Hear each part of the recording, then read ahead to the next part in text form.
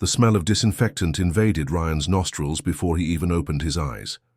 The intense white of the hospital room made him blink several times until he got used to the brightness. He tried to move, but his body responded with difficulty. Fragmented memories began to emerge. The dense forest of Colorado, the mysterious footprints, the hooded men, and Rex. "Finally awake, you stubborn man." The firm, feminine voice came from a middle-aged woman with gray hair tied in a disheveled bun and penetrating dark eyes. "Dr. Catherine?"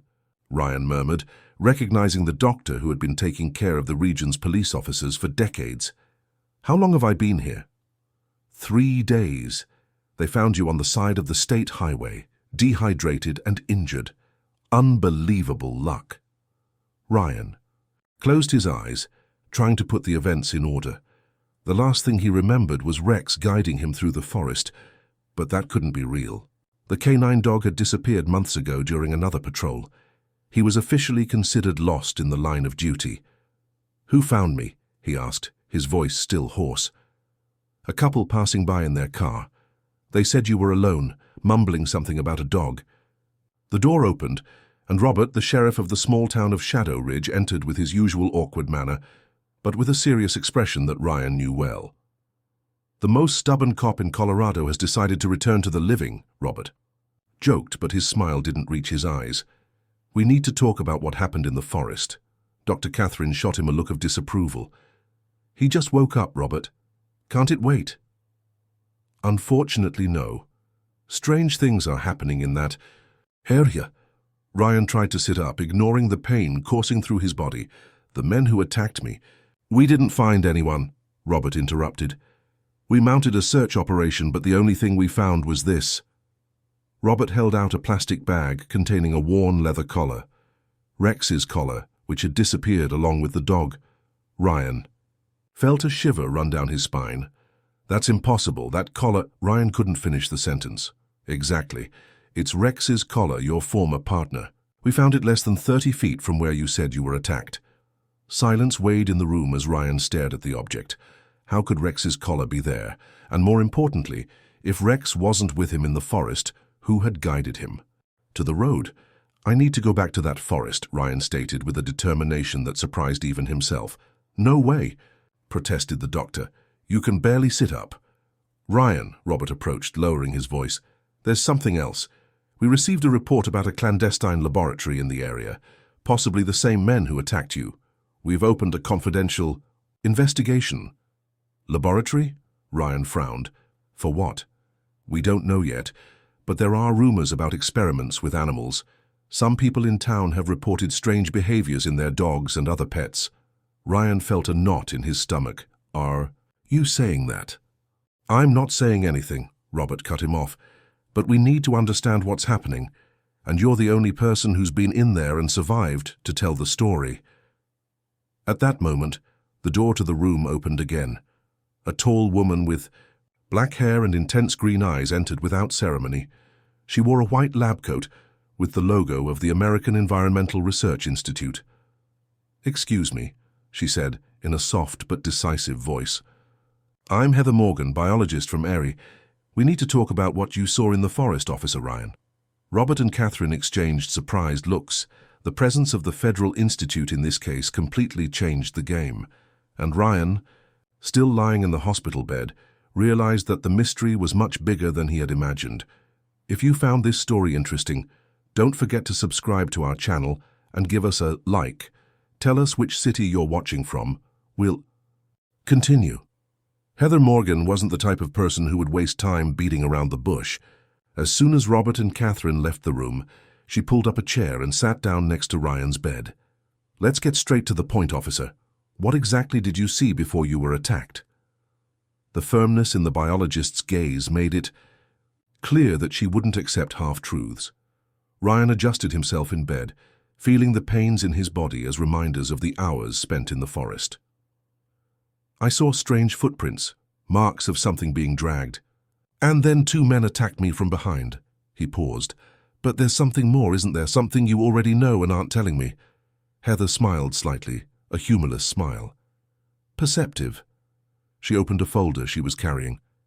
Over the last 8 months, we've recorded anomalous behaviors in various species in the region.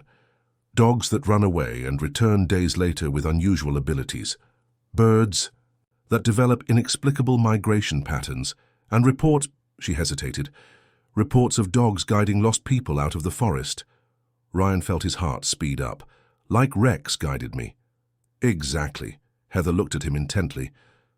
But the most interesting thing is that your dog Rex has been officially missing for 4 months.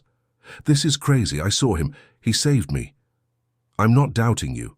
Heather lowered her voice. In fact, that's why I'm here. The Institute is investigating an abandoned government facility in that region. We suspect that someone has reactivated it for unauthorized purposes. Ryan frowned. What kind of facility? In the late 80s, the government conducted a secret advanced training program for rescue dogs. Heather paused, as if measuring her. Next words. The project was officially shut down in 1992, but there are rumors that they achieved significant advances in the cognitive development of animals. The door suddenly opened, and a nurse entered bringing medications. Heather immediately fell silent, randomly flipping through papers in her folder. When the nurse left, she continued in an even lower voice. Some animals developed capabilities that defied known science. The project was terminated and classified as confidential after an incident. What incident? Heather ignored the question. What intrigues me is that your dog officer may have found this place, and something happened to him there. Ryan swallowed hard, remembering the almost human look that Rex had given him in the forest. I need to find him. That's exactly what I want to propose. Heather moved closer. As soon as you've recovered, I'd like you to take me to the exact location where you were attacked. Officially, we'll be conducting a survey of the local fauna. And unofficially? We're going to discover what's happening in that forest, and maybe, she hesitated, maybe find your partner. At that moment, Heather's cell phone rang. She answered it quickly, her face paling as she listened. I understand. I'm on my way. She hung up and stood up hurriedly. I need to go. One of our researchers found something in the forest. What? Ryan tried to get up, but the pain stopped him. I can't say right now. She walked to the door, then turned around. Oh, and officer, don't mention our conversation to anyone, not even to your sheriff. After Heather left, Ryan stared at the closed door, his mind buzzing with questions. Something very strange was happening in that forest, and somehow Rex was at the center of it all. A movement at the window caught his attention. He turned in time to see a large, dark dog watching him from outside the hospital, across the street. Even at a distance, he would recognize those eyes anywhere. Rex, he murmured, incredulous. But when he blinked, the animal had already disappeared. That same night, while the nurse was checking his vital signs, Ryan noticed something unusual in his uniform folded on the chair. A small metallic object gleamed, discreetly under the dim light of the room. He waited for the nurse to leave and, stretching with difficulty, reached for the object. It was a small, ancient and corroded military identification tag. The inscriptions, almost erased by time, formed 2 lines. Project Guardian, and below in smaller letters, Subject 7. Ryan turned the plate over and found a symbol he had never seen before, a circle crossed by 3 diagonal lines. Instinctively, he hid the tag under his pillow. Somehow he knew that this small metal object was the first step to unraveling not only the mystery of Rex, but also the secrets buried for decades in the Colorado forest. 2 weeks passed before Ryan was deemed fit to leave the hospital. During that time, he had no more news from Heather Morgan, and all his attempts to contact the American Environmental Research Institute were met with evasive responses. The small identification tag, now hidden in the bottom of his wallet, was the only proof that he wasn't going crazy. "Are you sure you're ready to come back?" asked Robert, watching Ryan pack his few belongings into a backpack. "No one would blame you for taking a longer leave." "I'm fine," Ryan tried to sound convincing despite the pain he still felt. "I need to get back to my routine." Robert nodded, uncomfortable. About the investigation into the clandestine laboratory. "The FBI has taken over the case. Orders. From above." Ryan stopped what he was doing. "What? When did this happen? 3 days ago. They arrived with all the paperwork in order, said the case had ramifications beyond our jurisdiction.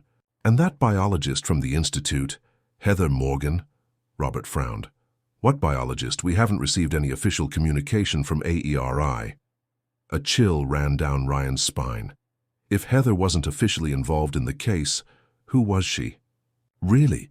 And why was she so interested in what had happened in the forest? On the way to his house near Shadow Ridge, Ryan couldn't get these questions out of his head.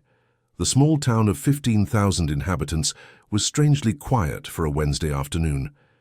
In the central square, he noticed an unusual movement. A group of people around the bandstand, all in white lab coats, installing equipment that looked like environmental sensors. Ryan parked and approached discreetly. A young woman with short hair and thick-framed glasses was coordinating the work. "Excuse me," Ryan introduced himself. "I'm Officer Ryan Xavier. Can I help with something?" The woman studied him for a moment before responding. "Dr. Isabella Vincent from the State Emergency Management Agency. We're installing air quality sensors following some reports of illness in the population." "First time I've heard about that," commented Ryan, suspicious. "It's a standard preventive procedure." She smiled, but the smile didn't reach her eyes. "Nothing to worry about." Before he could insist, his cell phone vibrated. An unknown number. Ryan speaking.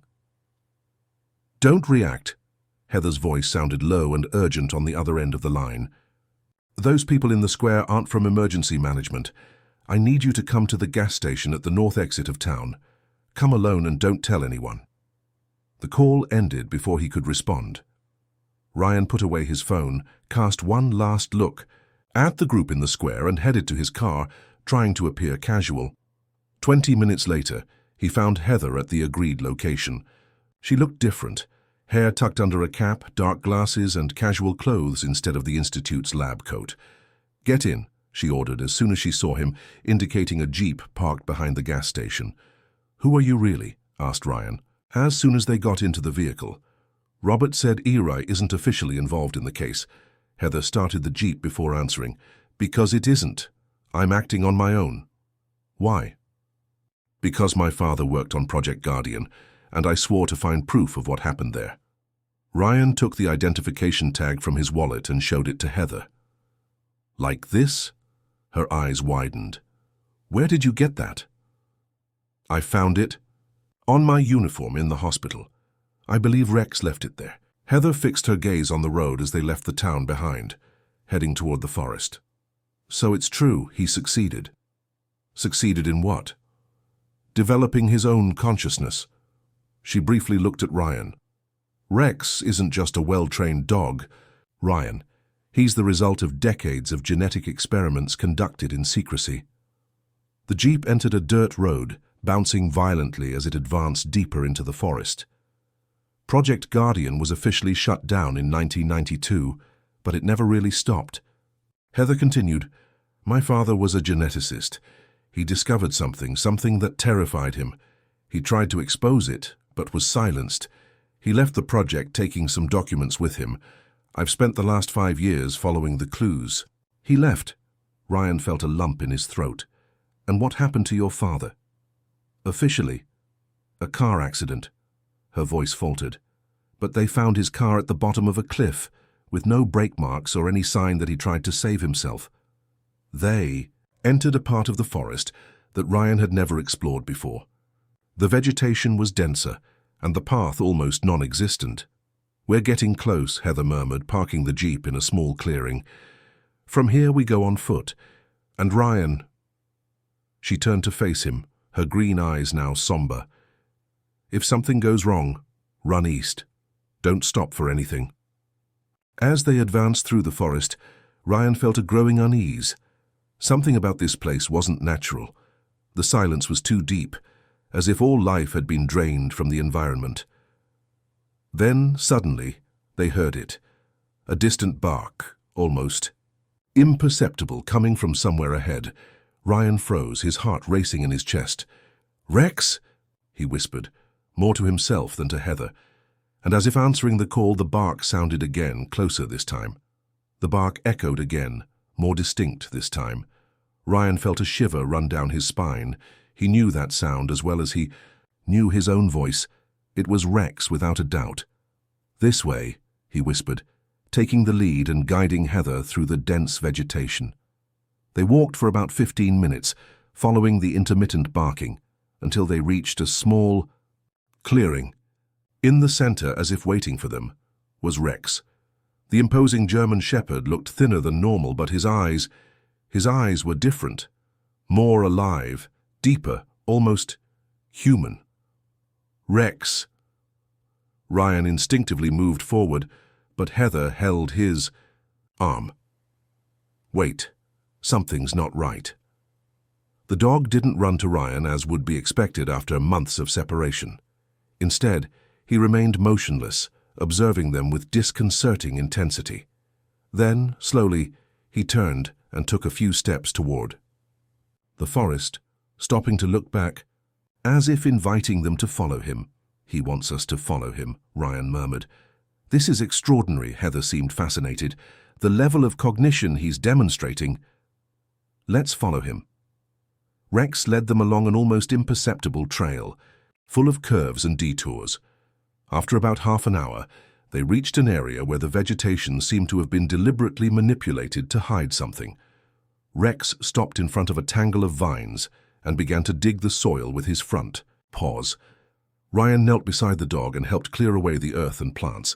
Soon his fingers touched something metallic. Removing more earth, they discovered what appeared to be a metal hatch, similar to a bunker door, partially covered by vegetation. "My God," murmured Heather, kneeling beside Ryan. "It's an entrance to the underground complex. The plants were genetically modified to grow rapidly and camouflage the structure." "How do you know that?" "It's in the documents my father saved." She ran her fingers over the rusty metal. "This facility should have been deactivated more than 30 years ago." Rex barked softly, calling the attention of both. The dog moved to the side of the hatch where there was an electronic panel covered with moss. Heather carefully cleaned it, revealing a numeric keypad worn by time. "I need 6 digits, she said, studying the panel. "In my father's files he mentioned a date." She closed her eyes, trying to remember. To the surprise of both, Rex advanced and, using his muzzle with incredible precision, pressed a sequence of numbers on the keypad. A sharp beep sounded, and the hatch emitted a mechanical hiss before partially opening. How did he know?" Ryan was astonished. Heather didn't respond immediately. Her eyes were fixed on Rex, a mixture of fear and admiration on her face. "He's been here before. Maybe he's one of the experiment subjects." With difficulty, they managed to lift the heavy metal door enough to pass through. A narrow staircase led into darkness.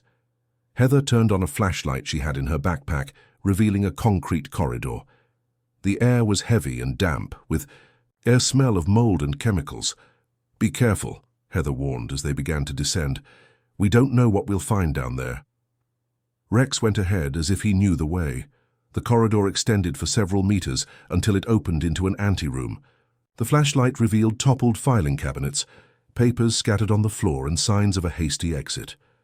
"Looks like someone left in a hurry," commented Ryan, examining the scattered documents. Most were illegible due to moisture or written in indecipherable codes. Heather moved the flashlight around the environment, illuminating a metal door at the back of the room. Rex was already there, scratching the door insistently. "He wants us to enter," said Ryan, approaching. The door wasn't locked. When they opened it, the flashlight revealed a laboratory in surprisingly good condition. Unlike the anteroom, everything here seemed to have been carefully preserved. Test tubes, sophisticated equipment, and most disturbingly a series of empty cages aligned on the opposite wall. "This place was used recently," murmured Heather, noticing the absence of dust on some surfaces. Rex advanced to a table in the center of the laboratory, where an old computer, surprisingly turned on, emitted a bluish glow in the dim light. The dog looked at Ryan and barked once as if calling him. On the computer screen, a video file was ready to be played. Heather clicked the play button, and the image of an elderly man in a lab coat appeared. His expression was one of exhaustion and fear. If you're seeing this, it means Subject 7 managed to complete his mission, said the man in the video. My name is Dr. Arthur Morgan, and what we did here is what I helped create. God forgive me, Heather gasped, bringing her hand to her mouth. Dad? The man in the video continued, his voice trembling. Project Guardian went beyond the ethical boundaries of science. We managed not only to increase the cognitive capacity of animals, but to transfer consciousness between them. Subject 7 is special. He developed something we never anticipated, empathy. And through him, we made the most important and most dangerous discovery. The video abruptly paused when a metallic noise resonated in the corridor. Someone else was in the bunker. Rex immediately positioned himself between Ryan and Heather and the entrance, the fur on his neck bristling, a low growl in his throat. We have company, whispered Ryan, drawing his weapon, and it doesn't seem friendly. If you found this story interesting, don't forget to subscribe to our channel and give us a like. Tell us which city you're watching from. We'll continue. The footsteps in the corridor were getting closer. Ryan turned off the flashlight and pulled Heather behind a large metal cabinet. Rex remained motionless, his eyes fixed on the door, not making a sound.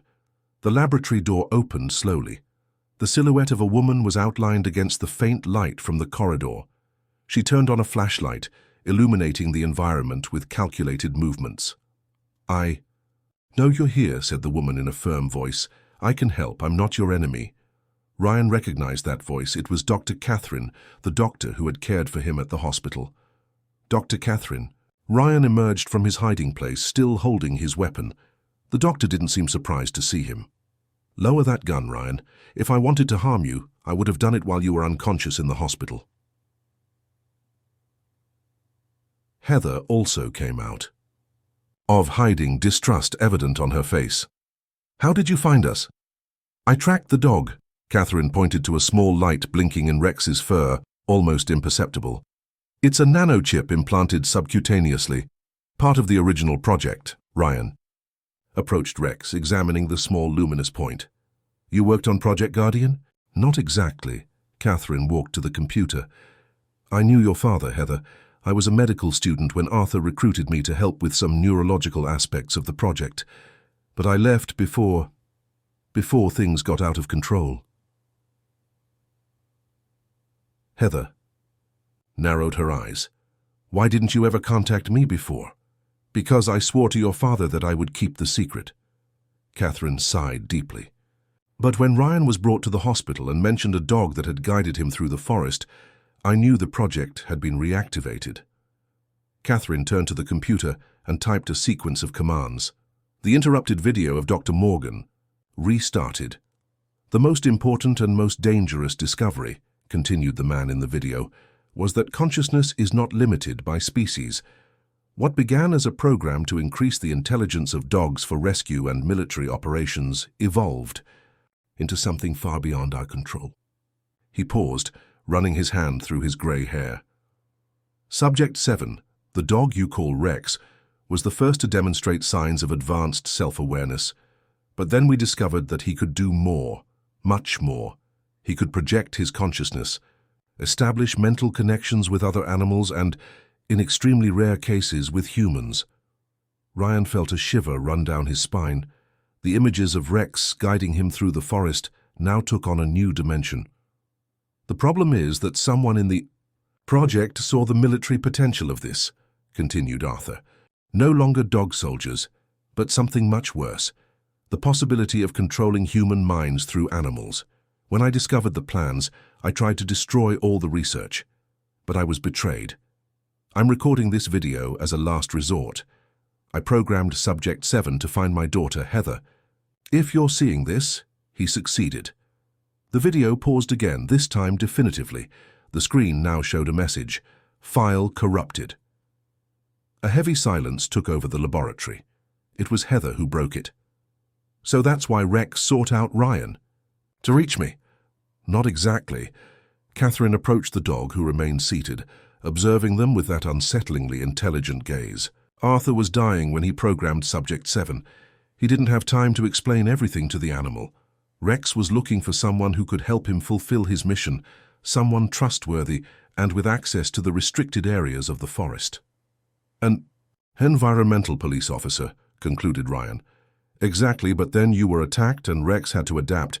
He established a mental connection with you during your rescue. Catherine turned to Ryan.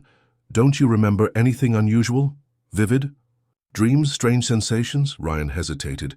The nightmares in the hospital. I dreamed I was running through the forest on all fours. I could smell things I had never noticed before, see different colors. They weren't nightmares, Catherine pointed to Rex. It was him, sharing his perception with you, trying to communicate something. Heather approached the dog and hesitantly knelt before him. What are you trying to tell us, Rex? In response, the dog stood up and walked to a panel on the wall that looked like a simple metal plate. He pushed it with his muzzle, revealing a secret compartment. Inside was a small metal box. Ryan picked up the box and opened it. Inside, he found a device that looked like an outdated flash drive and a small notebook with handwritten notes. Heather quickly leafed through the notebook. These are my father's notes. Coordinates, dates, name. Her eyes widened as she read a specific page. My God, they reactivated the project 2 years ago, and the current leader is... She looked up, perplexed. Robert, your sheriff, Ryan. Catherine nodded grimly. I suspected that when he took the post in Shadow Ridge, nobody leaves a promising career in Denver to bury themselves in a small town without a very strong reason. Ryan felt his blood freeze. Robert, his mentor, the man who had trained and supported him for years. We need to get out of here, he said, suddenly aware of the danger they were in. If Robert is involved, he'll soon know we're here. As if to confirm his fear, they heard the distant sound of engines approaching through the forest. Too late, murmured Catherine, moving quickly to another door at the back of the laboratory. But there's another exit. Come.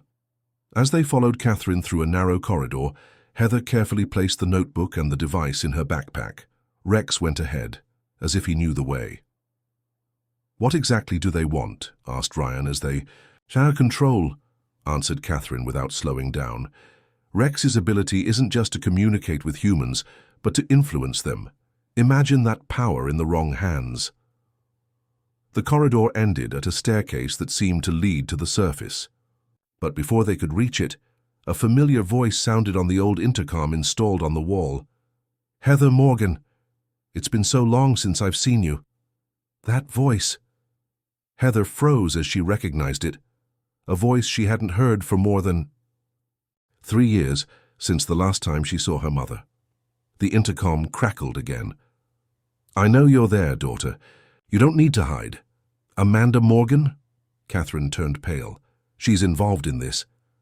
Heather felt her legs weaken.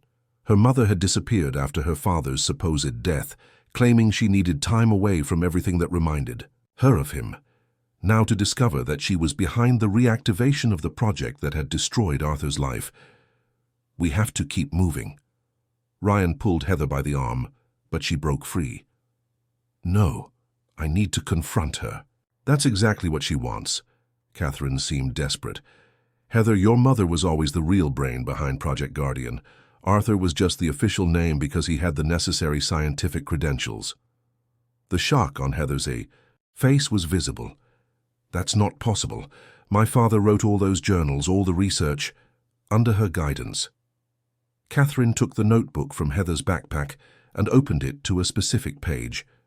Look at the handwriting in the marginal. Notes compare it to the main writing. Heather examined the page. The main notes were clearly her father's handwriting, but the observations in the margins, small and precise, were unmistakably her mother's. Her most radical theories, her most dangerous suggestions, all noted by Amanda Morgan's hand. Why? Why did my father never tell me? To protect you. Catherine returned the notebook. When Arthur discovered your mother's plans to use the research results, he tried to destroy everything. That's when his accident happened. The intercom crackled again. Heather, darling, we're about to make history. Your father was a coward who couldn't see the potential of what we discovered. But you're different. You've always been like me. Rex, who had been restless the whole time, suddenly emitted a sharp bark and ran toward a side passage that no one had noticed. The main corridor began to fill with a whitish gas. "Sleeping gas," shouted Catherine. "Follow the dog." The three ran through the passage indicated by Rex, feeling their lungs burn as the gas reached them. The corridor opened into a small circular room with several doors. In the center, an old computer terminal blinked with a greenish light. "We need to split up," said Ryan, already checking the doors. "Two are locked, but this one is open." Catherine quickly typed something on the computer. "I'm blocking the ventilation system to prevent the gas from entering here, but it won't last long." She turned to Heather. "The device we found, where is it?" Heather took the flash drive from her backpack. "Here. This device contains an algorithm that can reprogram the entire complex system." Catherine connected it to the terminal. "It was created by your father as a last resort to shut down the control protocols of the modified animals." While Catherine worked on the computer, Ryan checked the corridor. "They're approaching. I hear footsteps." Rex, surprisingly, positioned himself next to Heather and began to emit a low sound, almost like a whimper. She felt a strange pressure in her head, as if something or someone were trying to communicate directly with her mind. "He's trying to establish contact," murmured Catherine, observing the interaction. "The genetics, Heather. You're Arthur's daughter. There's a mental compatibility that facilitates the connection." Heather closed her eyes, trying to open herself to whatever the dog was attempting to communicate. Fragmented images began to appear in her mind. Her father working in the laboratory, her mother observing from a distance with a calculating look, documents being destroyed, a plan being hastily elaborated. "Rex was there," whispered Heather, her eyes still closed. "He witnessed everything. My father didn't have an accident. He was—" Her voice failed. "I know." Catherine looked at her intensely. "That's why he programmed Rex to find you, so you would know the truth." The terminal emitted a beep, indicating that the algorithm had been loaded. On the screen, numbers and letters ran rapidly. "It's working," said Catherine, relieved. "In a few minutes, all the modified animals will be freed from the mental control imposed by the project." "What about Rex?" asked Ryan. "He's different. His consciousness evolved beyond the control parameters. That's why he was able to resist and fulfill the mission Arthur gave him."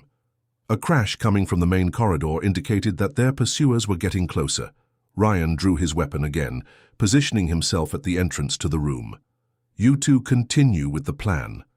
"I'll delay them." "No!" Heather held him by the arm. "We don't know how many there are." Before they could discuss further, the terminal emitted a final beep and shut down. The lights in the room flickered several times before going out completely, leaving them in total darkness. Seconds later, dim red emergency lights came on. "The main system is down," said Catherine. "The algorithm worked." Suddenly, Rex began to bark fiercely toward one of the locked doors. The metallic sound of locks opening echoed through the room, and the door opened slowly, revealing a staircase going up. "The lock system was deactivated by the algorithm," explained Catherine. "This must be an emergency exit." The three quickly headed for the staircase, with Rex leading the way. As they climbed, they heard altered voices coming from below, orders being shouted, hurried footsteps. When they reached the top, they found another hatch. Ryan and Catherine pushed it together, revealing the light of the late afternoon. They had emerged at a different point in the forest, far from the original entrance. As they exited, they saw something extraordinary. Various animals, dogs, foxes, even some birds, converging on the location, all with the same unusual look that Rex possessed. They were free from control but not disoriented. They seemed to have a purpose. Suddenly, a female voice broke the silence, coming from a small speaker camouflaged among the trees. "Impressive, Heather, truly impressive, but you still don't understand what's at stake here." It was Amanda again. "What we're doing goes far beyond mind control or biological weapons. We're evolving consciousness itself. And you, my daughter, possess the genetic key to the next stage." The animals continued to approach, forming a circle around Heather, Ryan, Catherine, and Rex. There was no aggression in their movements, only an almost solemn curiosity. Heather felt again that strange pressure in her mind, but this time much more intense, as if dozens of consciousnesses were trying to communicate simultaneously. "What's happening to them?" whispered Ryan, observing the unusual behavior of the animals. "It's the neural network," explained Catherine. "The algorithm not only freed them from control, but also intensified their communication capability. They're forming a kind of collective consciousness." Heather closed her eyes, allowing herself to open to that strange mental connection. The images she received were fragmented, but powerful. Underground laboratories scattered throughout the forest, other animals still trapped, scientists working on new experiments, and her mother, Amanda, at the center of it all, observing with that cold, calculating look that Heather knew so well. "There are more facilities," she said upon opening her eyes. "At least 3 scattered throughout the forest reserve. What we deactivated was just the main control center." "And your mother mentioned a genetic key," Ryan reminded her. "What does that mean?" Catherine paled. "The final phase of the project." She turned to Heather. "Your father discovered that some humans possess a specific genetic configuration that allows for complete integration with the neural network of modified animals, not just basic communication, but a true fusion of consciousnesses. And I inherited that genetic configuration," concluded Heather, the reality of the situation finally becoming clear. "That's why I can connect so easily with Rex." "Exactly. Arthur suspected you had this potential but never wanted to test it. Amanda, on the other hand." A noise among the trees interrupted Catherine. Robert emerged from the forest, followed by 2 armed men. His face, normally calm and paternal, was contorted in an expression of relentless determination. "Enough running," he said, pointing a gun at the group. "Heather, your mother wants to see you. Now." Surprisingly, the animals surrounding the group didn't react with fear to the weapons. They remained motionless, observing with those unsettlingly intelligent eyes. "Robert, you don't understand what's happening here." Ryan tried stepping forward. "Project Guardian crossed all ethical boundaries. It's not just about advanced animal training, it's about mind control, genetic manipulation." "You think I don't know?" Robert laughed without humor. "Why do you think I'm here?" "The benefits of this project go far beyond what you can imagine, Ryan. Imagine police forces that can communicate telepathically, soldiers who can see through the eyes of reconnaissance animals, rescue operations coordinated by the collective mind of dozens of different species. At the cost of these beings' freedom," countered Heather, indicating the animals around them. "They've developed their own consciousness, Robert. What you're doing is enslaving them." "Sacrifices are necessary for progress," Robert replied, coldly. "Now come with us. All of you." At that moment, something extraordinary happened. Rex took a step forward, positioning himself between Robert and the group. Other animals followed his example, forming a protective barrier. The mental pressure that Heather felt intensified, and she understood what was happening. The animals were coordinating, acting as a single organism. Robert and his men instinctively retreated. "Get those beasts away," shouted one of the men, nervously pointing his weapon. "They won't respond to your commands anymore," explained Catherine with a small smile of triumph. "The algorithm freed them permanently." Robert's expression changed from determination to concern. "That doesn't matter. We have other means to control them." He pulled a small device from his pocket. "This ultrasound emitter will temporarily incapacitate them. Backup technology in case the mental control failed." Heather felt a sudden impulse, as if something within her had awakened. Without thinking, she extended her hand toward Robert. The mental pressure increased exponentially, and she found herself connected not only to Rex, but to all the animals present. It was as if her consciousness expanded, flowing into dozens of different minds simultaneously. Robert froze mid-movement, the device halfway to being activated. His eyes widened in surprise and confusion. What's happening?" he stammered, unable to complete the movement. "It's her," murmured one of the men, retreating another step. "She's controlling him somehow." Heather felt as if in a trance, as if her mind were simultaneously inside her body and outside it. Through this expanded connection, she realized something crucial. She wasn't controlling Robert, but rather blocking the neural impulse that would allow him to press the button. It was a minimal intervention, precise, almost surgical. "It's not control," she said, her voice strangely calm. "It's communication, I'm just suggesting." With a fluid movement, Heather made a gesture with her hand. The device slipped from Robert's fingers and fell to the forest floor. Before anyone could react, one of the small animals, a red-furred fox, quickly advanced, picked up the device with its mouth, and disappeared among the trees. Ryan took advantage of the moment of confusion to disarm Robert, while the other animals surrounded the two remaining men, not in a threatening way but making it clear they wouldn't let them advance. How did you do that?" asked Ryan, looking at Heather with a mixture of admiration and apprehension. Before she could respond, a female voice sounded through the speakers camouflaged in the forest. "Extraordinary, Heather." It was Amanda, and for the first time there was genuine emotion in her voice. "You've exceeded all my expectations. The complete neural fusion without any prior training. Imagine what we could achieve together." Heather felt the mental pressure gradually diminish, and the trance began to dissipate. She staggered, suddenly exhausted, and Ryan supported her before she fell. "I won't join you, Mother," said Heather, her voice weak but determined. "What you did, what you're doing, is wrong on so many levels." "Wrong?" Amanda's voice sounded closer now, coming from a specific direction in the forest. "Or simply beyond current moral understanding. Every great scientific revolution was considered an abomination in its time, darling." The animals began to stir, their synchronized movements indicating they had detected something. Rex looked fixedly at a point among the trees and emitted a low bark. Heather followed the dog's gaze and saw finally her mother emerging from the forest.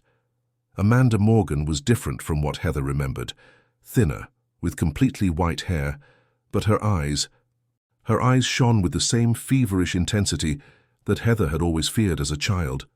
"Come with me, daughter," said Amanda, extending her hand. "Let's complete what your father never had the courage to do." The sun was beginning to set, tinting the forest with orange hues and casting long shadows between the trees. Heather observed her mother, her hand extended like a tempting offer. Behind that fragile and aged figure, Heather could sense an unwavering power and determination. "What I saw in the animals' minds," said Heather, maintaining her distance, "wasn't evolution, Mother. It was suffering. Years of painful experiments, isolation, manipulation." Amanda slowly lowered her hand, her face hardening. "Temporary pain for permanent benefit. These creatures now possess intelligence and consciousness that no animal has ever had in the history of evolution. At the cost of their freedom." "Freedom?" Amanda laughed bitterly. "What freedom did they have before? The freedom to hunt, mate, and die? We gave them purpose, Heather. We gave them meaning." Rex advanced, positioning himself beside Heather. Other animals approached, forming a protective semicircle. The mental connection returned, softer this time, almost like a collective whisper in Heather's mind. "They don't agree with you, Mother." Heather briefly closed her eyes, absorbing the images and feelings flowing from the animals. "They value self-determination above all, exactly like us, humans." Catherine took a step forward. "Amanda, what Arthur discovered and what you perverted was something far beyond mind control or interspecies communication. He saw the potential for true symbiosis between species, a conscious and voluntary collaboration between humans and animals." "Collaboration?" Amanda scoffed. "Arthur was a naive idealist. The world doesn't function through collaboration. It functions through hierarchy and control." Ryan's expression hardened upon hearing those words. "Is that why you killed him? Because he didn't share your vision? A flash of something, guilt, regret?" crossed Amanda's face for an instant, quickly replaced by her habitual mask of cold determination. Arthur understood the costs of scientific progress to a certain point, but when we reached the final phase, he weakened. He wanted to destroy everything. Years of work, discoveries that would change the world. "So you sabotaged his car," said Heather, the pieces finally fitting together, "and used Robert to hide the evidence." Robert, still at gunpoint from Ryan, lowered his head. "I believed in the project," he murmured. "I believed we were doing the right thing." "And now?" asked Ryan, "after seeing what these animals have become, after witnessing what Heather can do?" Robert raised his gaze, and there was a shadow of doubt in his eyes. I don't know anymore." Amanda took a step forward, ignoring the defensive movement of the animals. "Heather, you are the culmination of all this, the perfect combination of your father's genes with mine. It wasn't coincidence. I knew, from the moment you were born, that you would be special. You tested me?" Heather felt a chill run down her spine. "When I was a child?" "Small experiments, nothing invasive. I observed how you interacted with animals, how they responded to you. It was extraordinary. From the age of 5, you demonstrated an almost supernatural empathy with them." A knot formed in Heather's throat. All those times her mother had taken her to the laboratory to visit Daddy, all those strange games with hamsters and laboratory dogs, it wasn't play, it was experimentation. Suddenly, Rex emitted a sharp bark, drawing everyone's attention. He was looking fixedly at a point beyond Amanda, his ears raised in alert. Other animals also turned in the same direction, tense and vigilant. "We have company," murmured Ryan. Dark figures began to emerge from the forest, men in black tactical gear, advancing in formation, weapons in hand. At their front, a woman whom Heather immediately recognized, Dr. Isabella Vincent, the supposed emergency management agent she had seen in the square. "Finally, the cavalry has arrived," said Amanda with a triumphant smile. "Did you really believe—" "I came alone." Catherine seemed to recognize the situation. "These aren't ordinary people, they're conditioned, aren't they? Humans subjected to the same mind control technique tested on the animals." Amanda nodded, impressed. "Very perceptive. Catherine, you were always the brightest of my students, after Heather, of course. Yes, these are the first human volunteers for the project. Their loyalty is absolute." Heather felt a shiver.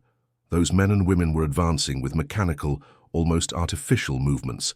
Their eyes were opaque, devoid of the spark of individual consciousness that characterized even the animals around her.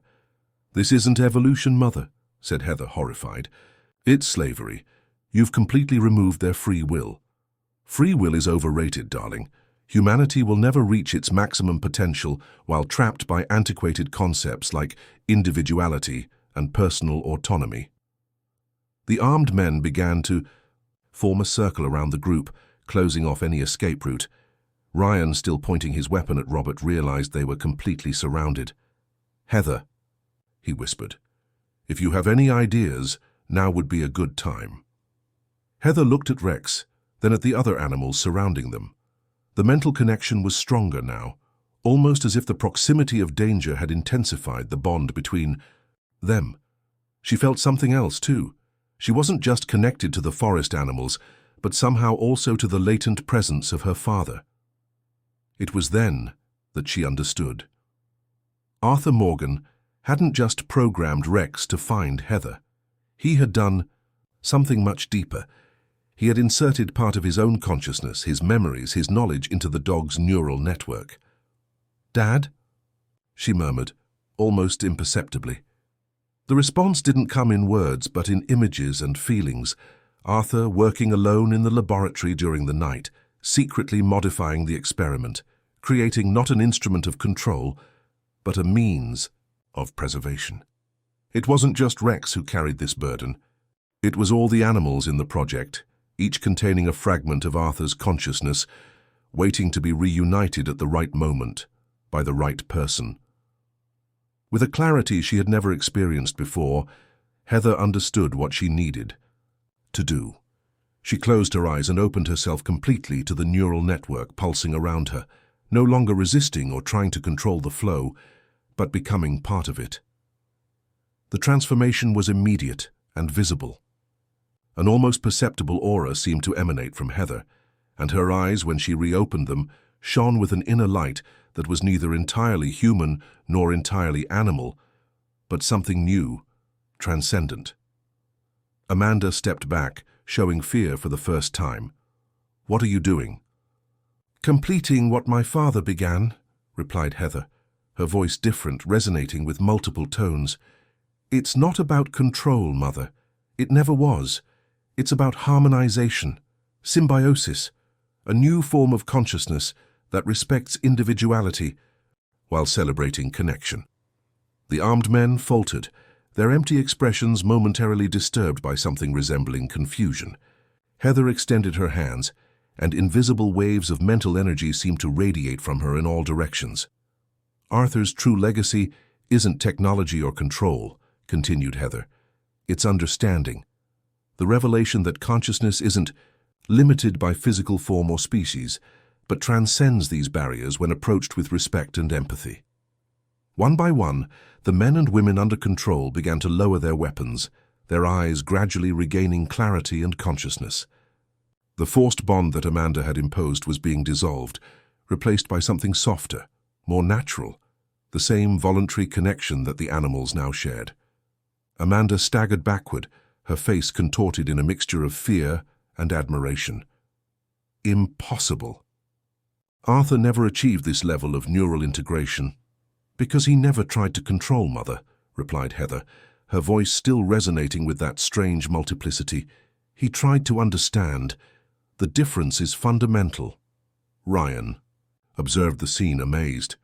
The forest animals moved in perfect harmony with Heather, not as obedient servants, but as voluntary partners in a cosmic dance of interconnected consciousnesses. "What's happening to them?" he asked Catherine, indicating the formerly controlled men who now seemed disoriented. "They're regaining their individuality," explained Catherine. "Heather isn't just breaking the mind control, she's healing the trauma it caused." Rex advanced until he was beside Heather, his eyes reflecting the same inner light emanating from her. For a moment, Ryan had the surreal impression that he wasn't just looking at the dog, but also at Arthur Morgan, as if the man were somehow present in the animal. Heather turned to her mother, who now seemed smaller, more fragile, all her scientific arrogance reduced in the face of something beyond her. "Comprehension. It's over, Mother. The project as you conceived it ends here, but the work, the real work my father began, will continue." "You don't understand what you're rejecting," Amanda tried one last time, her voice trembling. "The power to shape evolution itself. It's not about power but responsibility." Heather approached her mother, her gaze simultaneously compassionate and resolute. "These beings aren't tools. They're partners. They aren't experimental subjects. They're teachers. And what they teach us is that consciousness, true consciousness, can never be imposed, it can only be shared." At that moment, Robert took a step forward, free from Ryan's aim. "She's right, Amanda." His voice was laden with emotion. "What I saw here today, it's not what you promised us. You said we were helping them evolve, not enslaving them." One by one, the formerly loyal scientists and guards began to move away from Amanda, as if awakening from a collective trance. Not just freed from direct mind control, but from the ideological illusion that had motivated them. "Are you going to turn me in?" asked Amanda, suddenly looking very old and tired. "Your own mother?" Heather felt the weight of that question. Part of her wanted justice for what had happened to her father, for the years of manipulation, for the lives altered without consent. But another part, perhaps the part now connected to the expanded consciousness around her, understood something deeper. "No, Mother, I won't turn you over to conventional justice." Heather paused, feeling her father's presence in the network of consciousnesses around her. "But you will help fix what you broke. You'll work with us to ensure that these animals and affected people receive all the support they need to adapt to their new realities." Amanda looked at her daughter with a mixture of confusion and relief. "Why? Why give me that chance after everything I've done?" "Because I understood what my father always knew. True transformation doesn't come through control or punishment, but through understanding and redemption." Heather extended her hand to her mother. "And because, despite everything, you're still my mother, and part of me believes you can change." Amanda hesitated, then slowly extended her trembling hand, accepting her daughter's offer. It wasn't complete. Forgiveness nor absolution. It was the first step on a long path of reparation. 3 months later, the Colorado forest had changed. Not just physically, with the underground facilities transformed into open and ethical research centers, but in its very essence. The animals that were once experimental subjects were now respected inhabitants, some choosing to remain close to humans, others returning to wildlife, but all maintaining that incredible connection that Heather had helped establish. Ryan, now head of security at the new Morgan Center for Interspecies Communication, watched Heather interacting with a group of researchers and animals in the outdoor area of the complex. Rex, as always, was by her side, his inseparable companion. "It's still hard to believe what happened here," commented Catherine, approaching Ryan. "The connection Heather established goes far beyond what any of us could imagine." "Do you think Arthur knew this would happen?" asked Ryan. "That he planned all this from the beginning?" Catherine smiled, observing Rex, who looked at them with that almost human expression. "I think Arthur planted the seeds, but the garden that grew far exceeded his expectations. Heather didn't just continue his work, she transcended it." Heather approached them, her eyes still occasionally shining with that inner light when she connected deeply to the network of consciousnesses. "I just received news from the group in Montana," she said, excited. "They're having surprising results with primates and birds. The network is expanding naturally." "And your mother?" asked Ryan cautiously. Heather sighed. "Working hard, under constant supervision. She still believes she's right, but something has changed. She's beginning to truly see these beings as individuals, not just study subjects." Rex barked softly, as if commenting on the conversation. "He agrees," translated Heather with a smile. "He says there's hope for everyone, even the most lost." Ryan observed the surrounding forest, where animals of different species coexisted in a harmony that defied everything he had learned about the natural world. It was a new beginning, not just for these beings, but for the very understanding of what it meant to be conscious. When the sun began to set that day, Ryan, Heather, and Rex walked together to the lookout point at the top of the hill. From there, they could see the immense forest stretching to the horizon, pulsing with life and consciousness. The dog sat between them, and for a moment, all three shared the same perception, that they were just at the beginning of something extraordinary, a new form of existence where the barriers between species were beginning to dissolve, not through control or domination, but through mutual understanding and respect. Arthur Morgan's true legacy wasn't a scientific project or revolutionary technology. It was a vision of a world where intelligence and consciousness were recognized and celebrated in all their forms, where the extraordinary didn't need to be controlled, only understood and honored. And in that understanding resided the true evolution that everyone sought. If you found this story interesting, don't forget to subscribe to our channel and give us a like. Tell us which city you're watching from.